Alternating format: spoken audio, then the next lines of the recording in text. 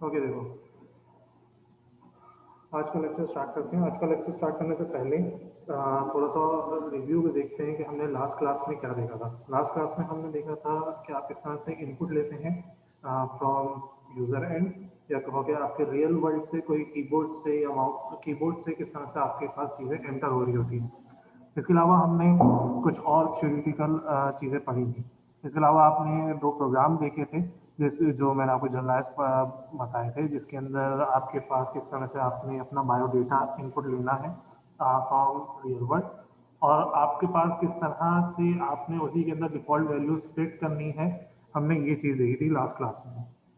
आज की क्लास में जो हमारे पास टॉपिक है, या जो हम अगर उसी को कंटिन्यू करते हैं, तो या इस तरह से कहो कि आपने लास्ट क्लास में जो देखे थे ऑपरेटर्स के लिहाज से अगर बात करते हो, तो आपने ये सारे ऑपरेटर्स देखे थे जिसमें एडिशन था, सब्ट्रैक्शन था, मल्टीप्लिकेशन, डिवीजन, मॉड्यूलस।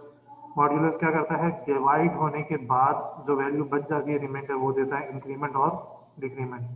आज का जो हमारे पास काम है वो आपके पास है assignment operator. Okay, last class में जो आपने पढ़ा है उसमें से आपने कोई बात पूछनी है? No sir. ओके, आज के लिए जो हमारे पास काम है वो है आपके पास असाइनमेंट ऑपरेटर। असाइनमेंट ऑपरेटर क्या करता है? असाइनमेंट ऑपरेटर कोई भी वैल्यू किसी भी वेरिएबल को, ऐसा वेरिएबल जो हमने पहले इनिशियलाइज करा होता है किसी भी डेटा टाइप में, इंटीजर में, फ्लोट में, डबल में, वगैरह वगैरह, तो हम उसके अंदर क्या करते हैं, कोई भी वैल्यू असाइन करते हैं। असाइनमेंट ऑपरेटर का काम होता है कि चीज़ को असाइन करना। असाइनमेंट ऑपरेटर सिंगल भी यूज़ किया जा सकता है, और इसको दूसरे ऑपरेटर्स या दूसरे जो फंक्शंस हैं आपके मैथ के, उसके साथ मिलाकर भी यूज़ किया जाता है। सिंपल असाइनमेंट ऑपरेटर की बात करते हो तो सिंपल असाइनमेंट ऑपरेटर आपके पास है इक्वल्स टू। इक्वल्स टू वो सिंबल है जो ऑपरेट करता है एज असाइनमेंट ऑपरेटर, या कहो कि जो असाइन करता है वैल्यू किसी भी वेरिएबल को। जैसा कि आप यहाँ पे अपनी पहली एग्जांपल देख रहे हो, int x इक्वल्स टू 10। यहाँ पे आपने क्या किया हुआ है, x को एक 10 वैल्यू जो है आपने असाइन की हुई है। इसके अलावा अगर आप ये नहीं चाहते कि यार मैं कोई दूसरा वेरिएबल यूज़ करूं, या एक ही वेरिएबल के अंदर ही मैं अपना एडिशन भी कर लूं, उसी को मैं वैल्यू असाइन भी कर लूं, तो हम इसी ऑपरेटर को यूज़ करते हुए असाइनमेंट ऑपरेटर के साथ दूसरे फंक्शंस को, दूसरे ऑपरेटर्स को मिलाकर हम अपनी वर्किंग कर रहे होते हैं। जैसे यहाँ पर आपके पास एडिशन का काम, एडिशन का सिंबल और इक्वल्स टू का सिंबल नजर आ रहा है। इसमें होता क्या है? इसमें ये होता है, या जैसे आपके पास यहाँ पे लिखा हुआ है x इक्वल्स टू 10, पहली वाली लाइन के अंदर तो आपने x को 10 असाइन कर दिया। दूसरी वाली लाइन के अंदर हम क्या कर रहे हैं, हम 5 को ऐड कर रहे हैं किसमें, जो भी x की वैल्यू होगी, और फिर वो चीज वापस जाकर सेव हो जाएगी कहां पर, आपके x में। इस लाइन के अंदर क्या हो रहा है, अगर इस लाइन को मैं आपको जनरलाइज बताऊं, तो इस लाइन के अंदर आप क्या कर रहे हो, आपने क्या करा, पहले तो सबसे पहले आपने वैल्यू असाइन करी है x इक्वल्स टू 10। सबसे पहली वाली लाइन के अंदर आपने ये काम करा है।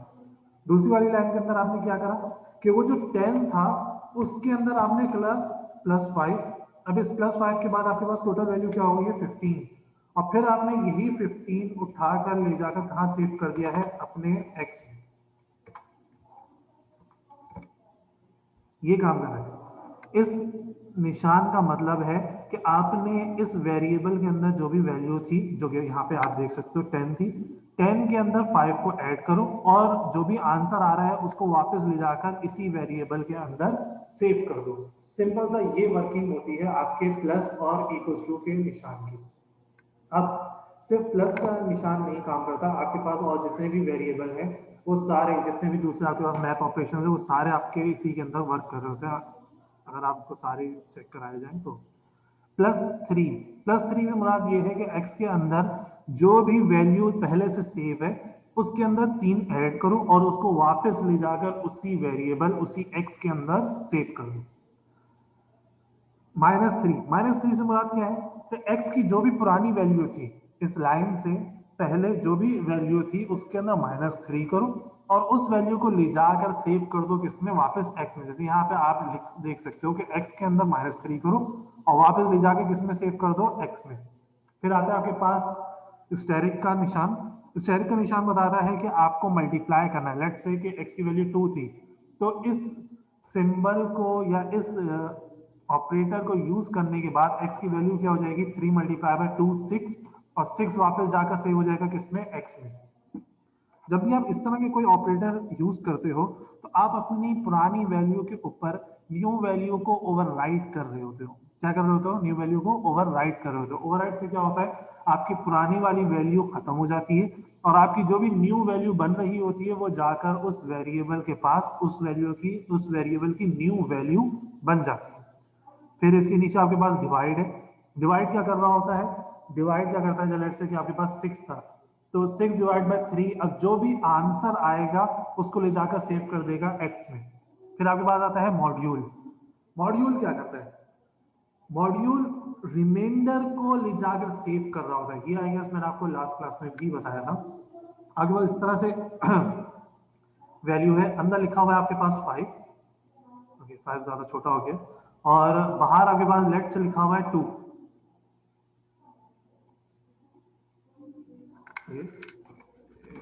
माउस चलाने थोड़ा सा इशू। अब अगर मैं देखता हूं तो मेरे पास आंसर आना चाहिए 2 2 जा 4, और आपके पास रिमाइंडर में बचेगा 1। अगर आपने ये वाली लाइन या ये वाला ऑपरेटर यूज करा है तो आपके x की वैल्यू हो जाएगी ये वाली 2, और अगर आपने ये वाला ऑपरेटर यूज करा है तो ये जो 1 आखिर में रिमाइंडर बच रहा है ये वैल्यू को यहाँ पर सेव कर लेगा। इस परसेंटेज को आप बोल रहे हो तो हो मॉड्यूलस। मॉड्यूलस का काम ये होता है कि जो भी चीज आपके पास रिमाइंडर में बच रही है उसको ले जाकर उसका यूज कर ले, या उसको कहीं पे भी जो भी फंक्शन आपने दिया है उसके अंदर ले जाकर उसको प्लेस कर दे। जैसे यहाँ पे आप इक्वल्स टू का फंक्शन यूज कर रहे हो तो ये इस रिमाइंडर को उठाकर यहाँ पर सेव कर रहा होगा। फिर आपके पास इसके नीचे आता है and operator. And operator values को लॉजिकली चेक करता है, एंड करता है, और फिर उसके नीचे आपके पास गिवन है और ऑपरेटर। एंड ऑपरेटर क्या करता है? एंड ऑपरेटर के अंदर आप बिट वाइज चेक करते हो। सबसे पहले बिट वाइज से मुराद क्या है कि सारी एंड ऑपरेटर में क्या है, आपका आंसर उसी वक्त 1 आता है जब आपके पास दोनों चीजें ट्रू हो। दोनों चीजें ट्रू होने से मुराद ये है कि दोनों चीजें आपके पास इक्वल। अब हम यहाँ पे तो 3 दे रहे हैं लेकिन कंप्यूटर को ये 3 4 5 चीज समझ में नहीं आती। कंप्यूटर को क्या समझ में आता है? कंप्यूटर को समझ में आता है बाइनरी नंबर, वंस और जीरोस। कंप्यूटर इस 3 को कन्वर्ट करता है अपने बाइनरी नंबर में, जो भी उसके पास बाइनरी नंबर इसका आ रहा होता है। जैसे अब आप देखो कि 3 का जो बाइनरी नंबर है वो है आपके पास लेट से कि 4 बिट है, तो 0011, या अगर सिंपल देखते हो तो 11। तो ये चेक करेगा कि जो x के अंदर चीज सेव है क्या उसका भी आंसर यही है। अब लेट से कि x के अंदर आपके पास सेव था सिर्फ 2, लेट से 2 आपके पास बाइनरी में क्या होता है 1 और 0। तो जब वो इन दोनों को चेक करेगा फिर बताएगा कि आंसर ट्रू है या नहीं। समटाइम्स जब आप इक्वल्स टू की बात करते हो तो उसके अंदर क्या होता है, जो चीज डिफरेंट होती है वो तो सेव हो जाती है, सॉरी वो तो डिलीट हो जाती है, और जो चीज सेम होती है वो चीज वहां पर सेव हो जाती है। फॉर एग्जाम्पल अगर मैं इसी चीज को समझाऊं, आपके पास 2 है, 2 बाइनरी में आपके पास है 1 0, और 3 है बाइनरी में आपके पास 1 1। सही है, ऐसे ही होता है, ऐसे ही होता है। Yes sir. अब बाइनरी के लिहाज से अगर आप देखते हो तो पहले वाली जो आपके पास बिट है ये वाली, ये दोनों जो है एक दूसरे से चेंज है। एक्स में ऐसी चीजों के लिए अपने आप को क्या कर देगा 0। एंड का मतलब ये होता है कि दोनों चीजें एक जैसी होनी चाहिए तो वो आंसर, दोनों चीजें 1 होनी चाहिए तो वो आंसर 1 देता है, वरना वो आंसर 1 नहीं देता। अब जैसे ये दोनों 1 है तो ये अपने आउटपुट के अंदर क्या दे रहा होगा 1। और के अंदर क्या होता है, ये निशान आपके पास और का है। और के अंदर क्या होता है, और के अंदर कोई भी एक 1 हो, कोई भी एक 1 हो, आपका आउटपुट क्या हो जाता है ट्रू हो जाता है, आउटपुट आपका 1 हो जाता है। ये है आपके पास नॉट का निशान। नॉट का निशान क्या करता है, अगर आपके पास बाइनरी में 1 है तो उसको 0 कर देगा, 0 है तो उसको 1 कर देगा। अब आपने अगर तो ये कन्वर्जन पड़ी हुई है 1 और जीरोस की, अगर आपने ये एंड और पढ़ा हुआ है कहीं पीछे, जैसे आपने CLD वगैरह पढ़ कर आए हो, तो ये चीज़ आपको अच्छे से क्लियर हो जाएगी, वरना आपको थोड़ा सा इशू यहाँ पर हो रहा होगा। अगर आपको कोई इशू है तो आप पूछ लो यहाँ पे। फिर इसके नीचे आपके पास ग्रेटर देन और लेस देन का निशान है, जो कि ये देख रहा है कि आपके पास जो पहले वैल्यू सेव है वो ग्रेटर देन 3 है या नहीं। अगर तो 3 और जो भी आंसर आ रहा है वो जाकर आपके पास किस में सेव हो जाता है, x में। वो चेक करता है कि x की value let's say greater than 3 है या नहीं। अगर तो ग्रेटर देन 3 है तो वो चीज जाकर x में सेव हो जाएगी। अगर वो लेस देन 3 है तो ये 3 जाकर उसकी जगह पर सेव हो जाएगा। वैसे ही ये लेस देन के अंदर वर्क कर रहा होता है, चेक करता है कि x की पुरानी वैल्यू लेस है या ग्रेटर। अगर तो लेस है तो वही वैल्यू वहां पर सेव रहती है। अगर लेस नहीं है तो ये 3 जाकर वहां पर सेव हो जाएगा। फिर आपके पास आते हैं कंपैरिजन के ऑपरेटर। कंपैरिजन ऑपरेटर क्या करते हैं, दो वैल्यूज को आपस में कंपेयर कर रहे होते हैं। अब कंपेयर में बहुत सारी चीज आपके पास होती है। जो हम जनरलाइज वैल्यूज देखते हैं वो आपके पास होता है इक्वल, ग्रेटर देन और लेस देन। लेकिन ये equal, greater than, less than के अलावा भी अपनी कुछ ना कुछ वर्किंग कर रहा होगा। जैसे अब यहाँ पे आप देख रहे हो इक्वल टू और not equal to, greater than और नॉट और इक्वल टू, लेस देन और इक्वल टू। इसी तरह से आपके पास और डिफरेंट आपके पास होते हैं, ग्रेटर देन और नॉट ग्रेटर देन, इस तरह की डिफरेंट वैल्यूज आपके पास आती हैं। जब भी आपको नॉट लगाना होता है तो आप एक्सप्लेनेशन का साइन यूज करते हो। जब भी आपको नॉट लगाना होता है तो आप एक्सप्लेनेशन का साइन यूज करते हो। अब फर्क क्या है, ये डबल और सिंगल इक्वल टू के साइन में फर्क क्या है। अगर आप सिंगल इक्वल टू का साइन लगाते हो तो इसका मतलब ये है कि y की जो भी वैल्यू है अब वो x की भी वैल्यू हो जाएगी। y की जो भी वैल्यू होगी वो अब x को असाइन हो गई है। लेकिन अगर आप डबल इक्वल टू के साइन लगाते हो तो इसका मतलब ये है कि ये चेक करेगा कि क्या ये इसकी इक्वल है या नहीं। या जैसे नीचे वाला आपके पास है, ये आपके पास चेक करता है कि क्या x और y आपस में इक्वल है या नहीं। अगर तो नहीं है तो ये चीज आपके पास ट्रू हो जाएगी। अगर तो है तो आपके पास वैल्यू फॉल्स आ रही होगी। फिर इसी तरह से greater than, less than, greater than और इक्वल्स टू चेक करता है कि बड़ी या उससे कि उसके बराबर है या नहीं। जैसे फॉर एग्जांपल आप अपनी मार्कशीट देखते हो, मार्कशीट के अंदर आपके पास ग्रेड का एक ऑप्शन आ रहा होता है। ग्रेड का ऑप्शन क्या करता है कि अगर आपकी परसेंटेज 80 या 80 से प्लस है तो आपको ए प्लस मिलेगा। अगर आपकी परसेंटेज 70 या 70 से अबव है तो आपको ए मिलेगा। तो ये जो इक्वल्स टू और इक्वल्स टू उनसे बड़ी है तो आप उसको यहाँ पर वहां पर आप ये ग्रेटर देन और इक्वल्स टू का साइन यूज करते हो। उसी तरह से मार्कशीट में आपके पास सबसे आखिरी ऑप्शन आता है कि अगर 50 से बिलो है या लेट्स से 49 या 49 से बिलो है तो आपके पास क्या होता है, फेल। तो उसके लिए आप ये लेस देन का साइन यूज कर सकते हो। ये सिर्फ आपके मार्कशीट के अंदर नहीं, आप डिफरेंट डिवाइसेस को जब आप प्रोग्राम करते हो तो भी आप इसका यूज कर सकते हो। फॉर एग्जांपल आपने कोई सेंसर वगैरह के साथ अपनी वर्किंग करते हो, आपने पंखा चलाना है, सही आपने सॉरी पंखा क्या हो, आपने कोई एसी चलाना है। एसी आपने फिक्स करा हुआ है कि यार अगर आपने 18 टेम्परेचर रखना है, आपने कहा कि यार अगर तो बाहर का या रूम का टेम्परेचर इतना हो जाए या इससे बढ़ जाए, लेट्स से 30 या 30 से अबव हो जाए तो एसी चला दो। अगर तो 20 है तो फैन चला दो, 20 या 20 से ज़्यादा है तो फैन चला दो। और आपने कम कर दिया, अगर तो आपके पास लेट से 13 या 13 से ज़्यादा है तो आपके पास कुछ भी ना चले। इस तरह से आपके पास डिफरेंट जो चीज़ें आती हैं, जब आप किसी चीज़ को लेंथ के अंदर या लिमिट के अंदर चेक कर रहे होते हो तो आप ये ग्रेटर देन और इक्वल्स टू के साइन यूज़ कर सकते हो। ये भी हम आगे जाके अपनी प्रोग्रामिंग के अंदर भी देखेंगे कि इनका बेसिक ऑपरेशन किस तरह से यूज होता है। जैसे भी आप पीछे वहां पर अपने जो इनपुट और आउटपुट के फंक्शंस देख रहे थे, जैसे मैंने आपको लास्ट क्लास के अंदर चेक कराया है आपकी कंसोल डॉट राइट लाइन का और कंसोल डॉट रीड लाइन का, तो उसी तरह से हम इनके फंक्शंस को भी आगे जाकर देख रहे होंगे। फिर आपके पास आता है लॉजिकल ऑपरेटर। लॉजिकल ऑपरेटर के अंदर आपके पास लॉजिक एंड आती है, लॉजिक और आती है और लॉजिक नॉट आती है।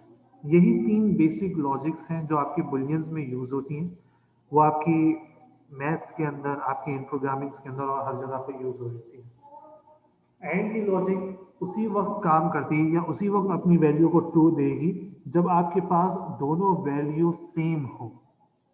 अगर यह दोनों कंडीशन जो है आपके पास ट्रू हो, एक जैसी हो, अगर कोई एक भी कंडीशन आपके पास सेम नहीं होगी या कंडीशन को फुलफिल नहीं कर रही होगी तो आपका आउटपुट क्या आ रहा होगा, फॉल्स आ रहा होगा। और के अंदर क्या होता है, और के अंदर कोई भी एक ऑपरेशन, कोई भी एक अगर आपके पास ट्रू हो जाए, कोई भी एक अगर आपके पास क्या हो जाए, ट्रू हो जाए, तो आपकी वैल्यू जो है, आउटपुट जो है वो ट्रू हो जाता है, एल्स आपके पास आउटपुट क्या होगा, फॉल्स शो कर रहा होगा।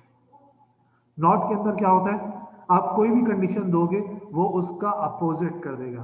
अपोजिट इन सेंस किस तरह से करता है, अगर आपने उसको कोई ट्रू वैल्यू दी, x की वैल्यू 5 है ऊपर पहले ही, और आपने भी नीचे x की वैल्यू 5 को चेक कर लिया, तो वैल्यू आपके पास वहां पर फॉल्स शो कर देगा कि फॉल्स।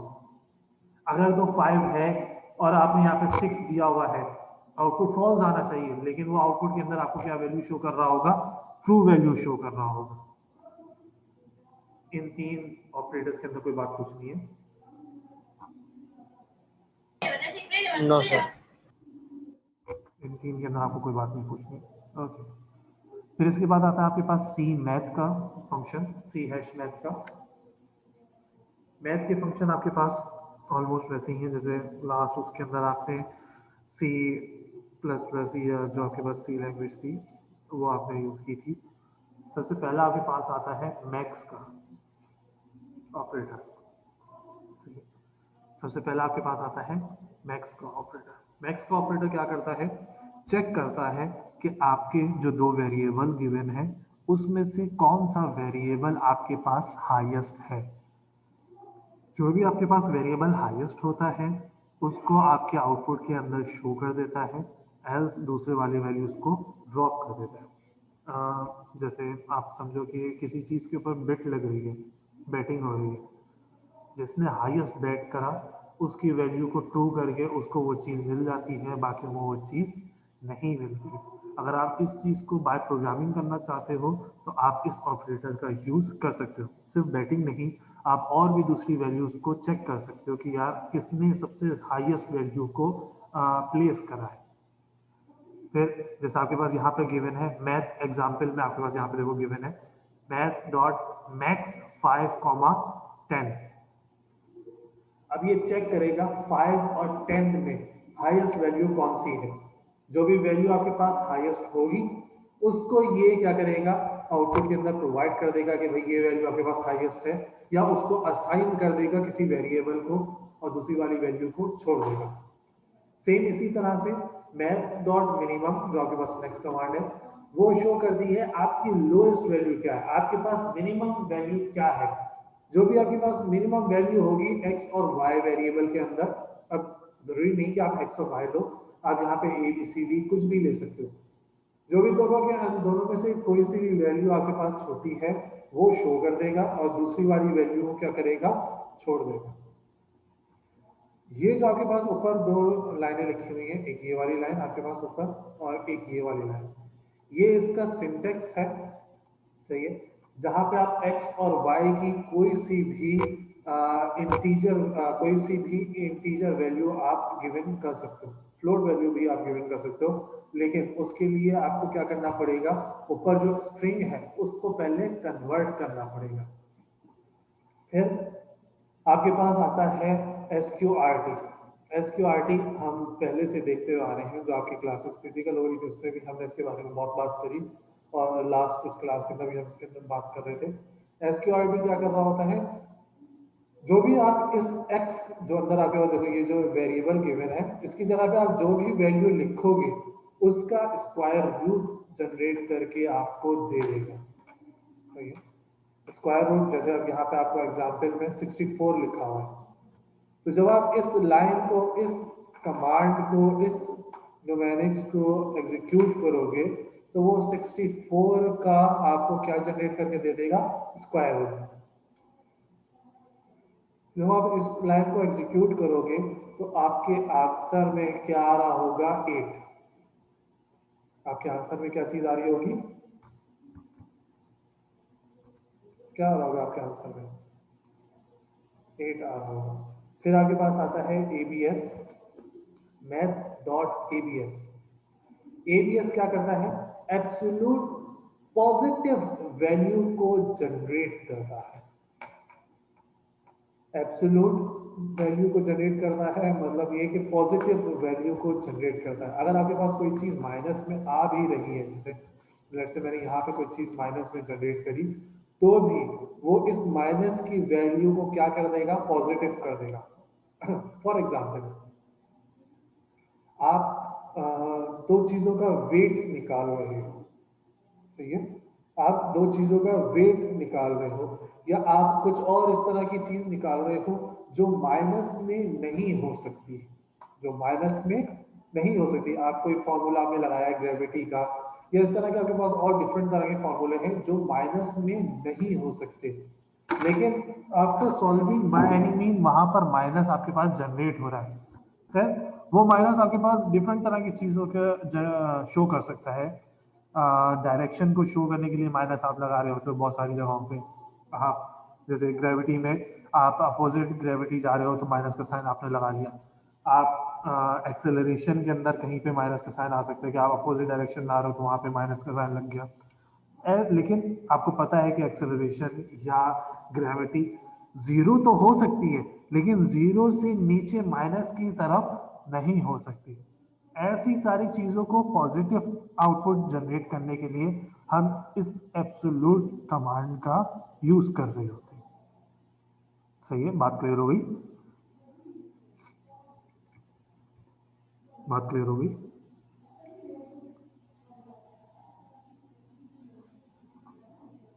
इसके अंदर कोई बात पूछनी है किसी को?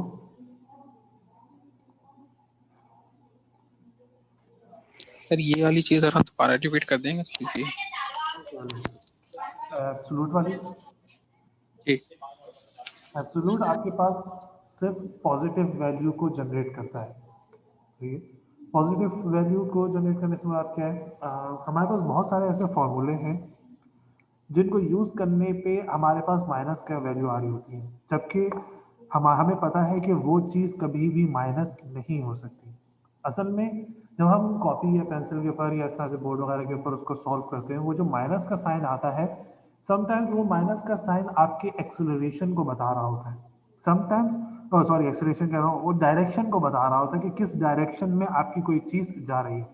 समटाइम्स टाइम को, कि भाई आपने टाइम जो है रिवर्स में चलाया है, तो उसको भी माइनस के अंदर आप शो कर सकते हो। या जैसे अक्सर आपने देखा होगा वीडियो वगैरह के अंदर साइड में जब आप कोई वीडियो चलाते हो तो आपको एक नंबर नजर आता है जो चल रहा होता है, जो टाइमिंग होती है उसकी।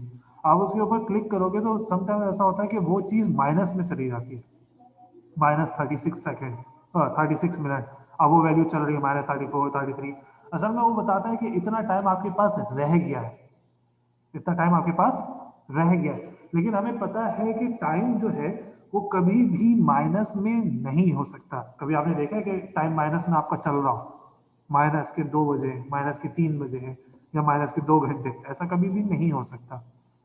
सही है, तो ऐसी सारी वैल्यूज को जब आप आउटपुट के अंदर लेकर आना चाहते हो और आपको पता है कि भाई ये चीज माइनस में नहीं हो सकती, तो आप क्या करते हो, आप क्या करते हो, एब्सोल्यूट की कमांड को यूज करते हो, ताकि आपका जो आंसर है वो हमेशा पॉजिटिव रहे। जैसे आप माइनस का 9.8 यूज करते हो ग्रेविटी के लिए, ये शो करने के लिए कि आप अपोजिट द ग्रेविटी जा रहे हो। सही है, तो लेकिन आपको पता है कि ग्रेविटी जीरो तो हो सकती है लेकिन माइनस में नहीं हो सकती, तो उस टाइम पे आप इस एब्सोल्यूट की कमांड का यूज करते हो। बात क्लियर होगी?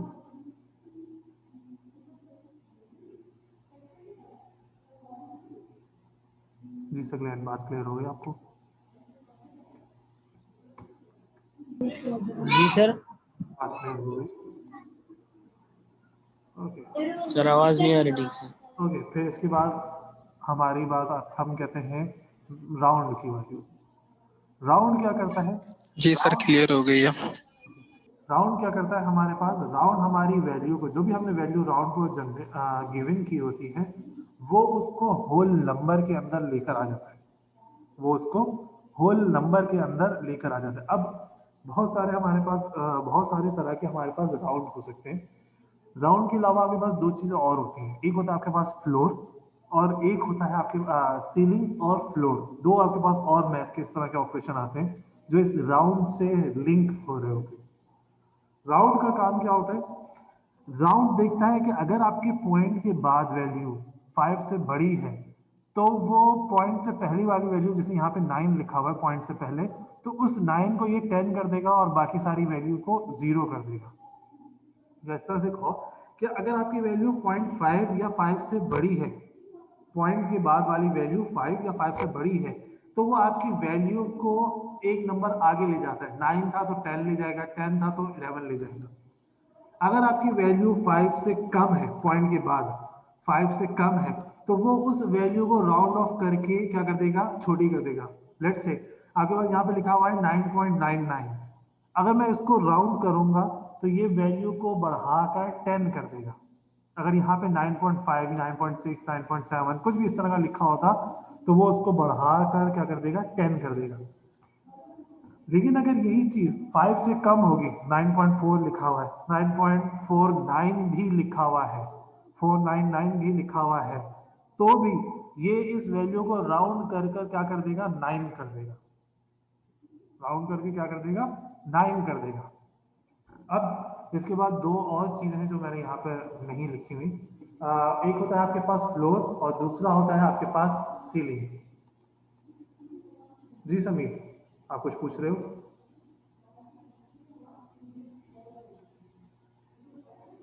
सर मैं कह रहा था इसको एक बार और रिपीट कर दें कि 5 अगर 4 समीर, आपकी आवाज बहुत कम आ रही है। सर मैं कह रहा था कि एक बार फिर रिपीट कर दें कि 4 पॉइंट और वैल्यूज है तो उसका क्या होगा? आप राउंड वाले की बात पूछ रहे हो? राउंड वाले में बात पूछ जी रहे जी हो? जी जी जी सर, राउंड वाली। मैं आपको लिख के ज़्यादा अच्छा, असम के बोर्ड पे ज़्यादा अच्छा समझ में आ रहा है, लेकिन खैर, अगर लेट से आपने राउंड लिखा और आपकी वैल्यू है 9.5, आफ्टर राउंड ये हो जाएगी आपके पास 10। सही है। इसी तरह से अगर आपके पास 9.6 है, 9.7 है, ये सारी वैल्यू आपके पास हो जाएंगी 10। सही है। ये भी आपके पास 10 हो जाएगा राउंड होने के बाद, ये भी आपके पास 10 हो जाएगा। लेकिन अगर आपके पास कोई भी वैल्यू इस तरह से लिखी हुई है 9.4, 9.499, 9.3 या कोई भी और कम वैल्यू, तो ये सारी वैल्यू आपके पास आफ्टर राउंड 9 हो जाएगी। ये भी 9 हो जाएगा, ये भी 9 हो जाएगा, ये भी 9 हो जाएगा। सही है। हम क्या कहते हैं? पॉइंट के बाद अगर 5 या 5 से बड़ा है तो उसको आगे वाले नंबर की तरफ मूव कर दो। अब पॉइंट से पहले वाला क्या है? 9, 9 से आगे जब मूव करोगे तो वैल्यू हो जाएगी आपके पास 10। सही है। अगर पॉइंट के बाद वाली वैल्यू आपके पास 5 से कम है, अब 5 से कम कुछ भी है, 4 है, 4.9 है, 3 है, 0, 1 भी है, तो वो उसको कम करके जो वैल्यू है वहां पे छोड़ देगा। अब जैसे लेट्स से ये तो खैर 9 है, 9 के अलावा अगर मैं कहता हूँ यहाँ पे 8.3 लिखा हुआ है, तो ये 8.3 खत्म होके क्या हो जाएगा? सिर्फ 8। छोटा कर देने से मुराद क्या है? छोटा कर देने से मुराद ये है, छोटा कर देने से मुराद ये है कि देखो, जैसे 8.3 और 8 की अगर बात करते हो, 8.3 8 से बड़ा है आपके। सही है ना? तो 8.3 से आपने वैल्यू छोटी करके, कम करके 8 पे लेकर आए। अगर आप इस चीज को ग्राफ के थ्रू समझोगे तो आपको शायद थोड़ा सा ज्यादा अच्छे से समझ में आ जाए। एक सेकंड मेरा, देखो, अगर आप ग्राफ की बात करते हो तो ग्राफ में आपके पास इस तरह से वैल्यू होती है। लेट्स से ये 8 है आपके पास, फिर यहाँ पे 8.1 2 3 4 5, ये 9 आ गया, फिर 9.1 2 3 4 5। अभी आप यहाँ पर हो लेट्स से 8.3 पे, 0.3 पे। अगर ये, और ये है आपके पास 0.5, अगर ये 0.5 से बड़ी वैल्यू है तो ये इस 8 को यहाँ से शिफ्ट करके इधर 9 पे ले जाएगा। अगर तो ये वैल्यू या इससे आगे वैल्यू है, इससे आगे और इस 9 से पहले की वैल्यू है तो इस 8 को शिफ्ट करके 9 पे ले जाएगा। लेकिन अगर इससे पीछे की वैल्यू है कोई भी और 8 से पहले की वैल्यू, तो ये इस वैल्यू को, जो भी वैल्यू होगी उसको शिफ्ट करके सिर्फ क्या कर देगा, 8 कर देगा। ये है। ओके, क्लियर हो गया। ओके, आपके पास इस मीटिंग के तकरीबन कोई 8 मिनट बाकी है, तो हम थोड़ा सा जल्दी जल्दी इसको देख लेते हैं। राउंड की बात क्लियर हो गई आपको। अब इसके बाद आपके पास दो और चीज़ें होती हैं, एक होता है आपके पास सीलिंग और एक होता है आपके पास फ्लोर। ये दोनों अपने नाम से जाने जा रहे। फ्लोर क्या करता है, जैसे फ्लोर आपके पास नीचे की चीज़ होती है, जब भी आप किसी चीज़ को फ्लोर लगाओगे तो वो चीज़ ऑटोमेटिकली क्या कर देगा, उसको नीचे ले जाएगा। ऑटोमेटिकली नीचे ले जाने से क्या मुराद है, जैसे कि मैं बात करता हूँ 9.5 है, सही है, या 9.7 है, अगर मैंने फ्लोर लगाया तो ये चीज ऑटोमेटिकली 9 हो जाएगी। सही है, ये चीज ऑटोमेटिकली 9 हो जाएगी, ये भी आपके पास 9 हो जाएगा। हालांकि अगर मैं इसी चीज को राउंड करता हूं तो 9.5 वाली वैल्यू 10 हो जाएगी, 9.7 वाली वैल्यू भी 10 हो जाएगी। इसी तरह से अगर मैं 9.3 बोलता हूं तो ये भी वैल्यू आपके पास सीलिंग में, सॉरी फ्लोर में क्या हो जाएगी, 9 हो जाएगी। ये काम है आपके पास फ्लोर का। फ्लोर का काम क्या, फ्लोर क्या होता है, आपके पास नीचे जमीन में नीचे की वैल्यू होती है, तो जो भी वैल्यू उसको असाइन करोगे वो उसको फ्लोर करके डिग्रेड कर देगा।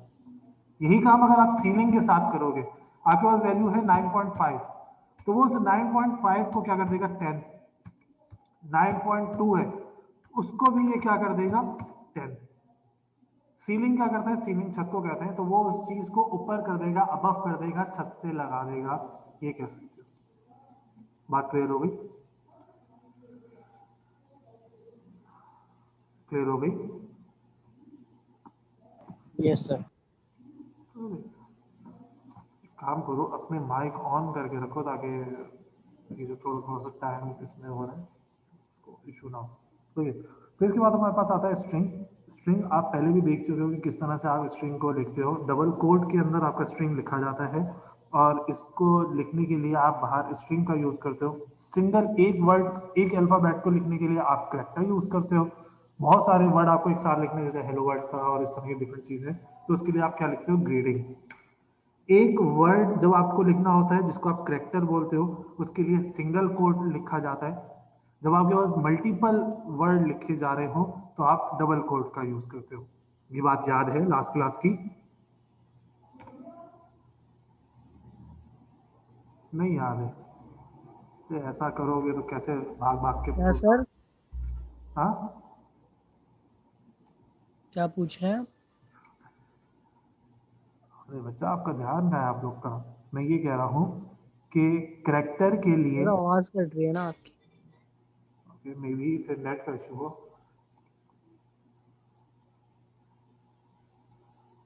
No issue for me. Hello.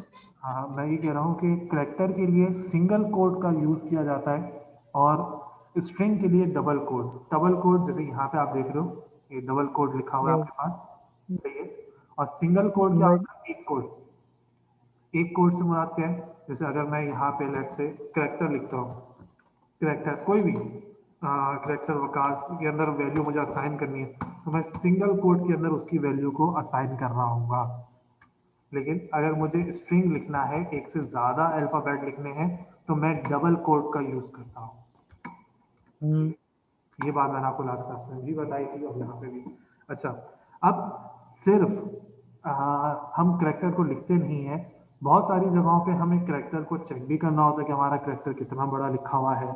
हमने बहुत सारी करैक्टर के साथ वर्किंग करनी होती है। तो करैक्टर के बाद जो दूसरा कोड आता है या दूसरा जो आपके पास न्यूमेरिक्स आता है, ऑपरेटर जो हमारे पास है, वो है स्ट्रिंग की लेंथ को मालूम करने के लिए। स्ट्रिंग की लेंथ को मालूम करने के लिए हम यूज करते हैं डॉट लेंथ।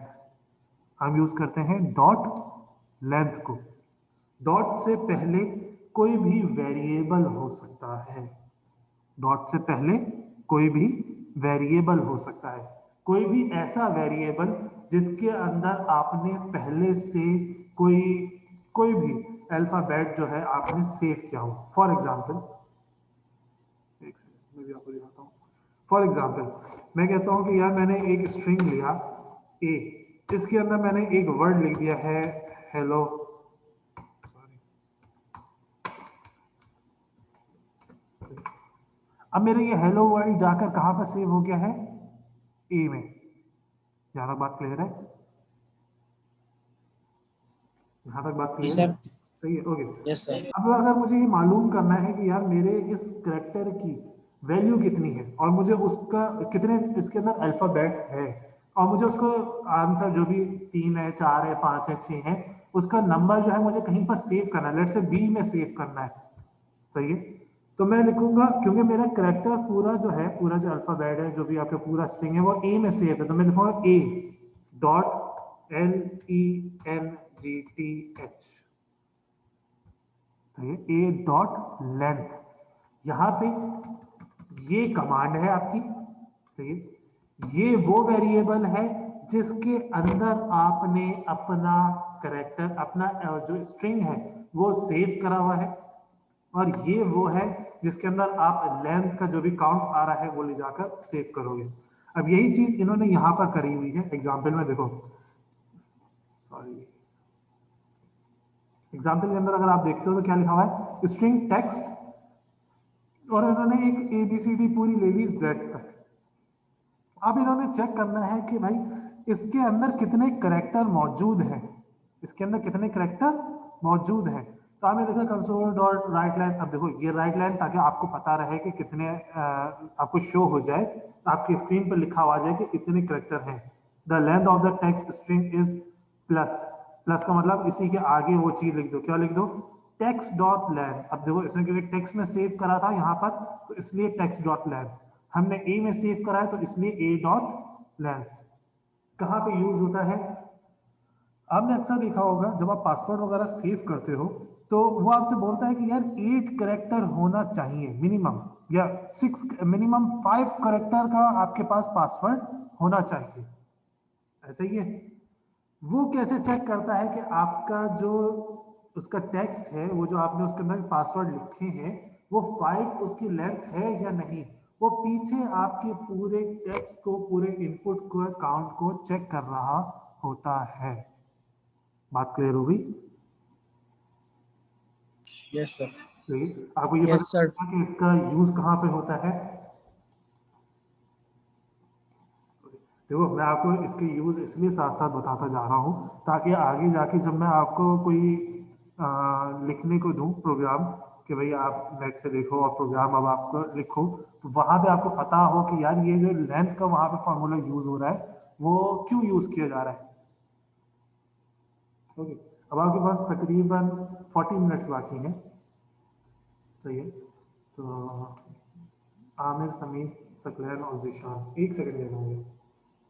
आमिर, समीर, सकलैन और एक चार, आज जाओ और मोहसिन दोनों एब्सेंट हैं अभी तक। खैर, अभी अटेंडेंस लगाई नहीं है, मैंने जस्ट नोट करा है कि अभी आप फर्स्ट सेशन लो। ओके, इसके अलावा आप इसी स्ट्रिंग के साथ और क्या कर सकते हो, स्ट्रिंग को अपर कैप्स और लोअर कैप्स में भी कर सकते हो। ये क्लास अभी एंड हो जाएगी, क्लास एंड होने के 5 मिनट्स के बाद मैं आपको बताऊंगा कि कौन से वाले मतलब कौन से इसी आईडी पासवर्ड पे आना है या चेंज होगा। चेंज होगा तो क्लासरूम में बता दूंगा, इसी पे आना होगा तो मैं बता दूंगा कि इसी में आना है, सही। नेक्स्ट सेशन होगा, फिर हम उसमें ये देखेंगे कि आप किसी भी टेक्स्ट को